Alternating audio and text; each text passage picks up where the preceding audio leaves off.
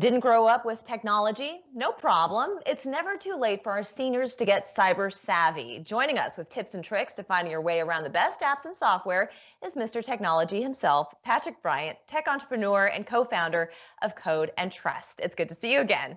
Good to see you. 2 weeks in a row. We're lucky here. I'm lucky. Well, we appreciate that. Last week we were talking about Google Home and Alexa and how these devices can actually help our senior citizens live a safer life in their home. They do a whole slew of things, from reminding someone to take their medication to turning on the lights. But there are also other apps out there that are good for seniors to download into their smart devices. Can you kind of give us a quick little rundown of what you think are the best ones? I think there's a lot of terrific apps that are coming out that really help move around. The first one that I would throw out there is one called Red Panic Button.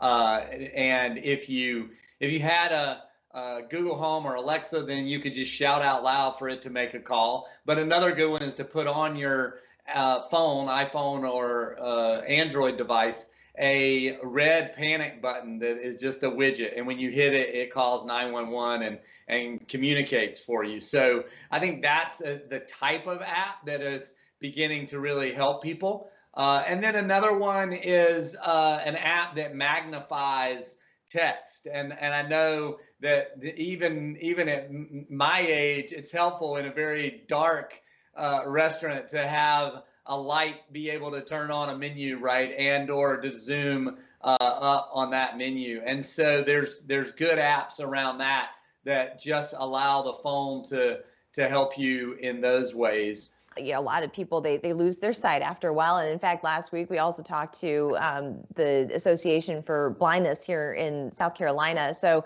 obviously sight, and then maybe even translating to hear something rather than to read something. Are there any apps out there like that? Absolutely. There are apps that will read text to you.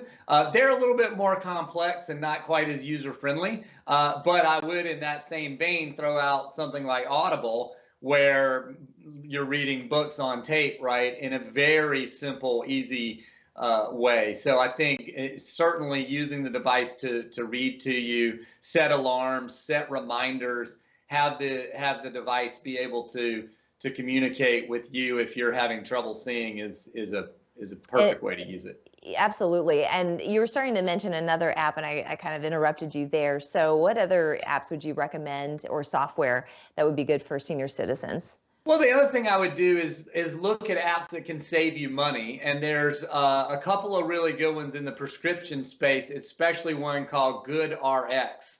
And GoodRx allows you to see the price of prescription drugs at different pharmacies near you. So it can really save you a lot of money just by saying, I'm going to pick up this drug at this pharmacy, and then this other drug I'm going to go to this other pharmacy. So GoodRx is a terrific app there. But there's a lot of other in that same vein of saving money, coupon cutting, any of those kind of things in the App Store. You can find a lot of good solutions.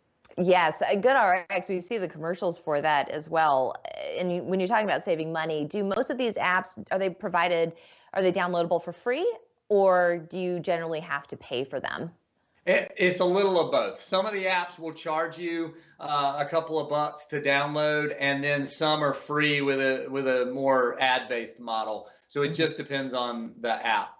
I see. Okay. And how can we be better stewards to our senior neighbors? Because we're assuming that they know how to turn on a smartphone or a smart device, or how to use a computer, generally speaking. But what can we do to make sure that our seniors are covered, that they have these apps available, that they know that they exist?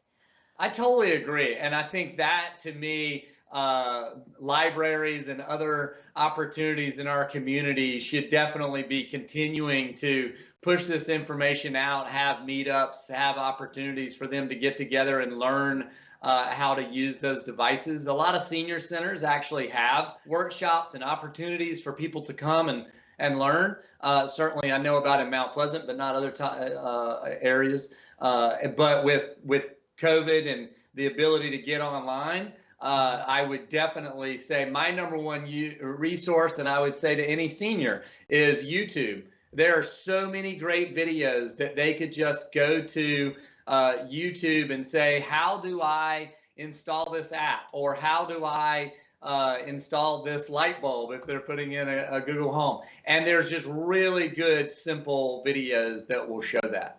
I couldn't agree more. And in fact, this segment is going to show up on YouTube. So if you want to share it with your senior friends, you can just go on to our YouTube channel, Fox 24 News Now, download it, and you can hear Patrick all over again. Patrick, I want to thank you so much for joining us today. Thank you. It's always good to see you. Yeah, great information. We're back in 2 minutes.